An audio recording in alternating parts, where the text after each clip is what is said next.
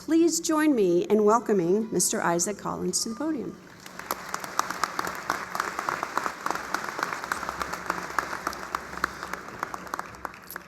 Okay, Griffs. I am so excited to be here. You guys look so good in your caps and gowns.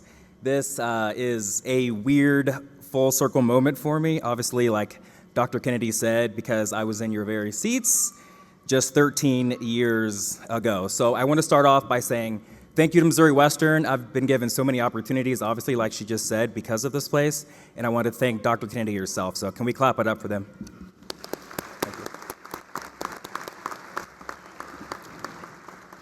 So this university has meant so much to me over my journey. I remember my freshman year like it was yesterday, living in Leverton Hall, working out at Baker, eating at the Calf, walking to and from classes, sometimes through the blur of smoke in between the corridor of Eder and Murphy. I don't imagine that is still a thing. It kind of felt like when you're driving in your car and you're going past a cemetery and you're supposed to hold your breath as you go. It was kind of like one of those things where you had to be there to kind of experience it, but that's kind of one of the weird, fond memories that I have here at Missouri Western.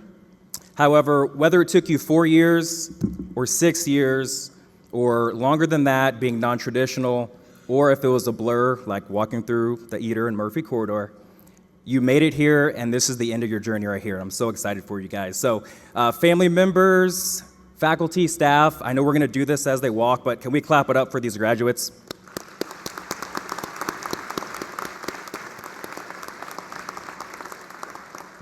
So if you didn't know, my name's Isaac Lee Collins. I'm a business owner, a husband, a father of 2 perfectly imperfect children, and I'm also a proud Griff.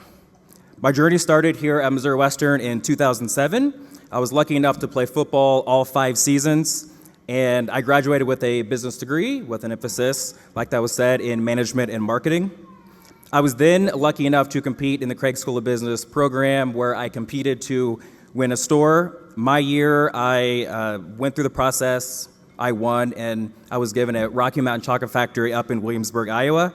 And that process radically transformed my life because I imagine, maybe like a lot of you, at that point I only had a couple $100 to my name. So for me, everything changed overnight. And so that was an amazing process, and I learned so much during that process. It wasn't exactly fun, just like when you start anything new, you're not really good at it. So you're learning, and that was a great time for me to learn on the job with what exactly I was doing, just like when you started here. Each year got easier and easier, and you got better and better working up to this exact moment. But it got me to a point where I could take that next step. And that next step was selling my Rocky Mountain Chocolate Factory, moving back to Kansas City, which was home, and purchasing my first Yogurtini frozen yogurt location on the Country Club Plaza. Now, I ended up falling in love with the self-serve frozen yogurt business, and it's an industry where I stuck my flag. My wife and I, we own 5 locations now, with a few more coming in the future. And it's been a fun ride, a hard ride, but definitely a fun ride, just like your time here at university. Now, if you know me, and I know some of you over here, these professors do, and some out in there in the crowd, I like to talk. I was only given so much amount of time, so I'm not going to bore you with all the details, but what I went through at that point set me up for the next thing. And the fact of the matter is I was given an amazing opportunity right here at Missouri Western those 5 years that I was here. The people that I met, the connections that I made, the education that I received, it truly set me up for success. And I'm happy to say that I've been honored and privileged to be an entrepreneur for 12 and a half years now, owning, like that was said, 8 for-profit businesses, 1 nonprofit, reaching my financial goals, but more importantly, reaching the family goals that I set out to when leaving university. So I'm very, very proud of that. And I am even happier to announce that through that process, my life became perfect, and I have 0 regrets going through that, and I made 0 mistakes. And that's obviously my really terrible way of sarcasm. But the joke there is that wasn't my journey, but that's what a lot of us are told when we're graduating is it's going to be easy, we're going to get the dream job, we're going to excel, we're going to do everything that we said that we're going to do. And I hope you do, but there's a lot more to the story there. So when I was asked to do this, there were two things that I agreed with myself that I was going to do. One, I was going to be honest and vulnerable with you because I wish someone would have been that with me when I was transitioning from college to the real world. And the second thing is I wasn't going to do a cookie cutter commencement speech. So I want to have a real conversation with you guys. I really struggled those 12 and a half years mentally. It was a mixture of a roller coaster of highs, manic highs and depressive lows, mixed with a lot of anxiety, stress, and unfortunately, quite a bit of ideations. Why is that? For me, is because I was taught when I was in your exact spot, about to transition, that money would make me happy, and honestly forgot the lessons that I learned the 5 years while I was at this university, and also went 130 miles per hour trying to have the success at all costs. But unfortunately, the thing that I did is I left me behind in the process. So I'm telling you this because I have 13 years of knowing graduates and then alumni who fell for this same trap. And so I want to talk to you guys about a few lessons that I learned along my journey that I wish I would have kept in the forefront of my mind that luckily I'm blessed to have gotten back to that has served me well since. So we'll start in those three things. Number one, match your self-improvement with your self-healing, okay? I fell for the lie that to find yourself, you have to reinvent yourself, that you can hustle your way to a successful, happy, healthy life. Unfortunately, successful, happy, healthy aren't always synonymous. However, in your journey, especially when you get into the business world, you're going to need to self-improve. You're going to need to professionally develop yourself, and you have to do that to be able to excel. However, you need the self-improvement piece, but you also need the self-healing piece.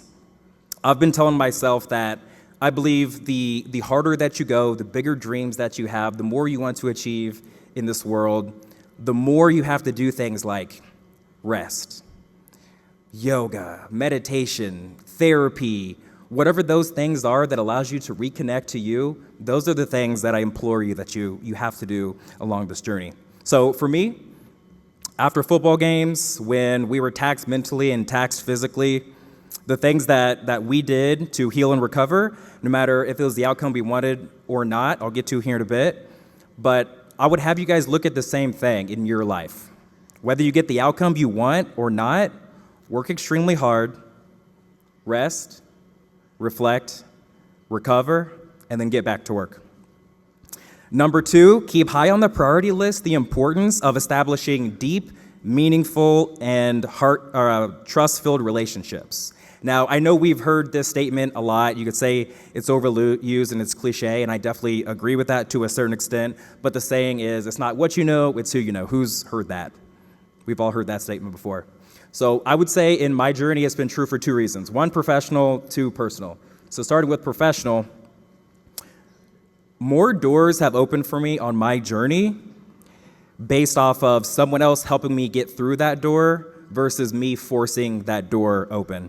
So, knowing people, being known, and building trust in those relationships matters so much. And now, personal. When times get rough, and we know they will,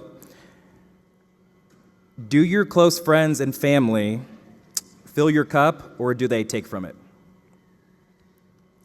Do they have your best interest at heart, or is it the opposite? And I challenge you, while you're on this journey, as you're transitioning, to surround yourself with people who add to your life, not the inverse. And I also challenge you to do the same for people who are in your world. Okay? Don't be a giver, or don't be a taker, be a giver, and also add value to the ones who are around you. For me, there was no better feeling when I played ball here we had 121 guys on the team. There was no better feeling than having 120 other guys that were going to battle with you, that had the same goals and dreams and ambitions that you had, that were pushing forward with you. So for us, iron sharpened iron, so find your tribe. And the third one, and what I think is most popular, or the most important for me, is above all else, blaze your trail and do that while loving yourself.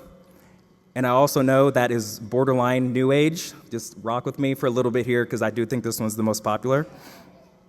The world out there holds so many possibilities. I've been able to achieve my dreams, and I wholeheartedly think and know that you guys can do the same thing. And you've literally been preparing yourselves for this exact moment to make that leap into the real world. So I'm so excited to see what you guys achieve. Unfortunately, caregivers in your life, parents, people who have already been through it, probably have been preaching to you for years about it, but also can tell you that the real world is going to try to change you. It is going to make you try to fit a mold of this is just how things are done, so sit down. And that you can't make a difference in the world. And sometimes the monotony and the status quo of life can become too much, or sometimes worse, too comfortable. So on your journey, I implore you, remember who you are and continue to love that person. I've kind of alluded to it, but on my journey, I've let success make me lose sight of that. And I took it too many years to get back to me. So I want you to remember this quote. And again, I know that we're borderline cookie cutter with giving a quote on a commencement speech, but this one's by Ralph Waldo Emerson. To be yourself in a world that is constantly trying to make you something else is the greatest accomplishment. So blaze your trail, make your mark, achieve, but don't forget you along the way. So in conclusion, remember the lessons that you learned here at university, whether it was something that is going to spur you on or it's something that you did that wasn't so great that you're like, I'm definitely not going to do that again. Remember those lessons. And then remember these three things that we've talked about today. 1, match your self-improvement with your self-healing. 2, keep high on the priority list the importance of establishing deep, heartfelt, trusting relationships. And 3, go out there and make your mark on this world while never, ever, ever forgetting to take you along the way. That's been my time, Griffs. Thank you guys so much. I'm so excited for what you do, but more importantly, I'm excited for who you're going to become. Thank you.